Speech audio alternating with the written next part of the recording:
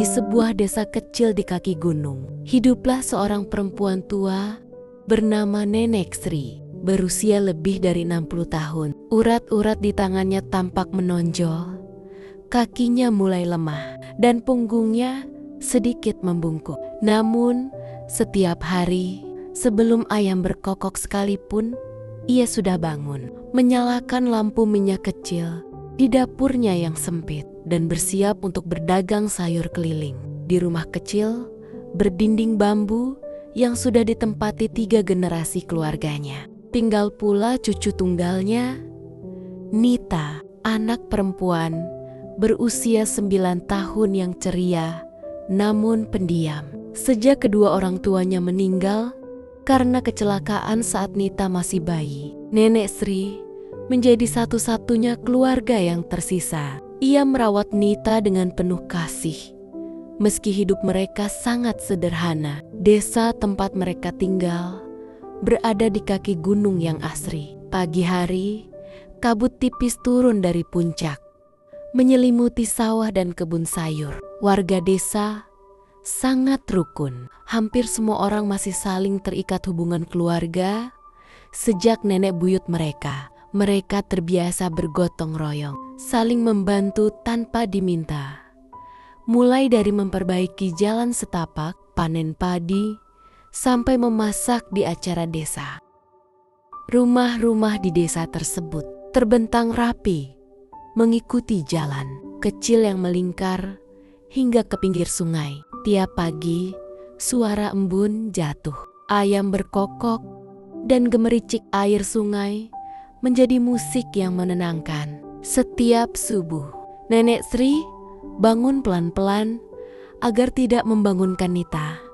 Ia menjerang air, merapikan keranjang sayur, dan memeriksa kondisi roda gerobaknya yang sudah tua. Kadang, roda itu berdecit pelan, tetapi ia hanya tersenyum sambil berucap kecil, "Bertahan ya, kita kerja bareng."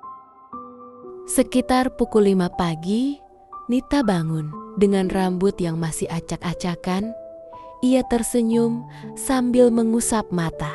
"Nek, Nita bantu ikat daun singkongnya ya," katanya setiap pagi. Nenek Sri membiarkan Nita membantu hal-hal kecil, meski ia tak ingin cucunya merasa terbebani. Setelah menyiapkan sarapan sederhana, biasanya nasi hangat dan telur rebus, dibagi 2.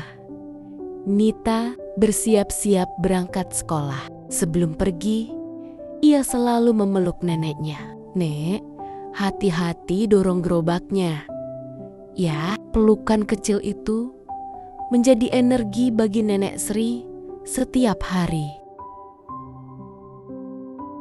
Meski kakinya sering pegal, Nenek Sri tetap mengayuh sepeda sayurnya menyusuri jalan setapak desa. Gerobaknya berisi sayur segar hasil kebunnya sendiri dan sebagian titipan dari tetangga, seperti daun singkong, kangkung, kacang panjang, tomat, desa, cabai merah, tempe buatan warga, serta beberapa buah hasil panen musiman. Di setiap rumah, ia selalu memberi salam ramah. Warga desa sangat menyukainya. Mereka tahu perjuangan Nenek Sri untuk membesarkan Nita.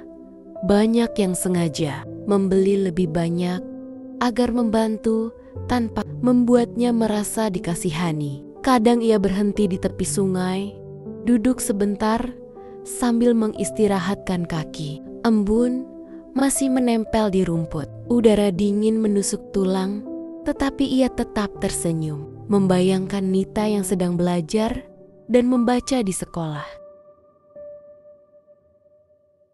Sementara itu, Nita bersekolah di SD negeri kecil di desa itu. Ia termasuk murid rajin dan selalu membawa bekal sederhana buatan neneknya. Setelah pulang sekolah, Nita membantu menyapu rumah, menimba air, atau menyiangi sayur yang akan dijual esok hari. Di sela-sela itu, Nenek Sri selalu mengajarinya hal-hal kecil penuh makna. cara menanam sayur, cara mengelola uang, cara bersikap pada tetangga, serta pentingnya selalu bersyukur meski hidup serba pas-pasan. Malam hari, mereka makan bersama di bawah lampu minyak sambil bercerita tentang hari masing-masing.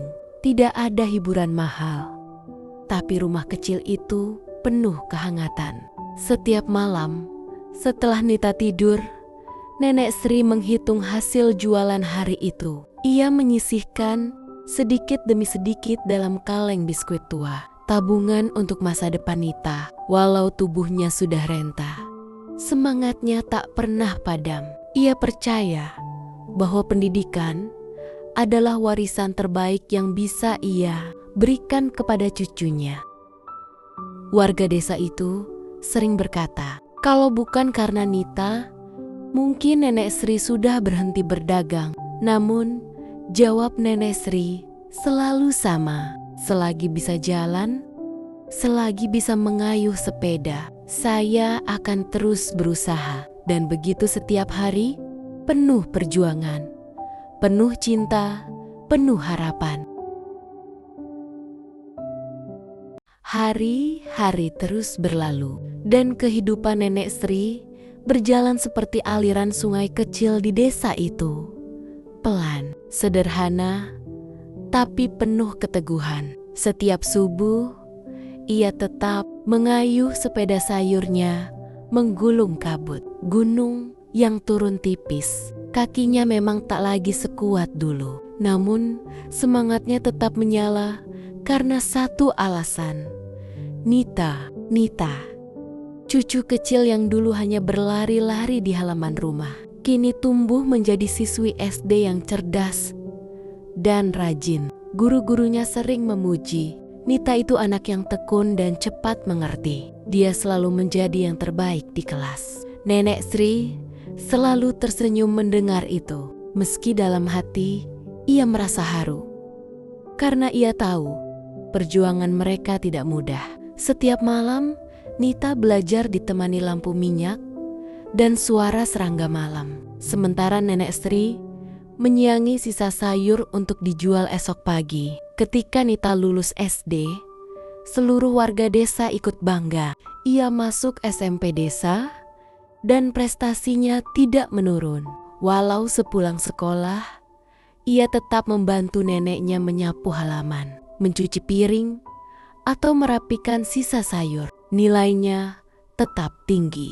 Ketika masuk SMA, Nita mulai memiliki mimpi yang jarang dimiliki anak-anak desa lain. Setiap kali ada kegiatan penyuluhan kesehatan dari bidan desa, mata Nita selalu berbinar. Suatu hari, setelah pulang sekolah, ia duduk di beranda rumah bambu sambil memegang buku biologi. Dengan hati-hati ia berkata, "Nek, Nita ingin jadi bidan biar bisa bantu banyak orang dan jaga kesehatan warga desa kita." Nenek Sri terdiam sesaat, menatap cucunya yang kini tumbuh menjadi remaja cerdas dan penuh mimpi. Hatinya tergetar. Ia tahu biaya kuliah bukan hal kecil. Namun ia tersenyum, mengelus kepala Nita. "Kejar, Nak, nenek akan bantu semampu nenek." Sejak hari itu, semangat Nenek Sri seperti terisi tenaga baru. Meski tubuhnya mulai sering sakit dan kaki semakin sering pegal, ia tetap mengayuh sepedanya sampai ke kampung tetangga demi menabung sedikit demi sedikit untuk masa depan Nita. Ketika Nita lulus SMA dengan nilai tinggi, ia mendapat kesempatan kuliah kebidanan di luar kota. Desa itu berisik dengan kabar bahagia itu. Semua warga menganggap Nita seperti putri mereka sendiri. Hari keberangkatan Nita adalah hari paling emosional bagi Nenek Sri. Di depan rumah bambu yang sudah menua, Nita memeluk neneknya erat. "Nek," Nita janji, "Nita kuliah sungguh-sungguh. Suatu hari, Nita bakal kembali untuk desa ini." Nenek Sri menahan air mata yang jatuh perlahan. "Pergilah, Nak, buat nenek bangga." Lalu bis kecil itu berangkat, membawa impian seorang gadis desa kecil menuju dunia baru. Meski hidup pas-pasan, Nita tidak pernah mengeluh. Ia tinggal di kos kecil dan terus belajar keras, dan sesekali bekerja paruh waktu untuk meringankan biaya. Nenek Sri di desa hanya bisa mengirim uang sedikit.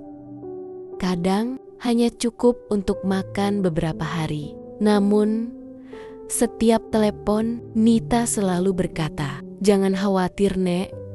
Nita baik-baik saja." Dan Nenek Sri tetap bekerja dengan sabar, mengayuh sepeda sayurnya saat pagi masih gelap, berharap uang itu bermanfaat untuk cucu tersayang. 3 tahun kemudian, Nita dinyatakan lulus sebagai bidan. Sertifikat itu dipegangnya dengan tangan, gemetar karena ia tahu siapa yang paling berjasa dalam hidupnya. Ketika ia pulang ke desa, warga sudah menunggu di balai desa. Anak-anak, ibu-ibu, hingga bapak-bapak menyambutnya dengan bangga. Nenek Sri berdiri di depan kerumunan. Tubuhnya sudah lebih bungkuk dari sebelumnya, tetapi senyumnya paling cerah. Nita berlari memeluknya sambil menangis. "Nek, Nita pulang." Dan mulai hari ini, Nita jadi bidan desa kita. Nenek Sri hampir tidak bisa bicara. Air mata jatuh membasahi pipinya yang keriput. Alhamdulillah, usaha nenek tidak sia-sia, Nak. Sejak hari itu, kehidupan mereka berubah. Nita bekerja sebagai bidan desa, membantu ibu-ibu hamil, mengajarkan kesehatan pada anak-anak, dan menjadi kebanggaan seluruh warga. Ia sering mengantar Nenek Sri ke posyandu untuk cek kesehatan, memastikan wanita tua itu tidak lagi bekerja terlalu berat. Nenek Sri tidak lagi harus mengayuh sepeda penuh sayur sejauh dulu. Nita membantu memperbaiki rumah, membuatnya lebih layak dan nyaman. Dan setiap sore, ketika matahari tenggelam di balik gunung, Nita dan Nenek Sri duduk di beranda, menikmati teh hangat tanpa beban, tanpa rasa takut akan hari esok. Karena masa depan yang dulu terasa jauh, kini sudah ada di dalam tangan mereka. Mereka berdua hidup sederhana, bahagia, dan penuh syukur.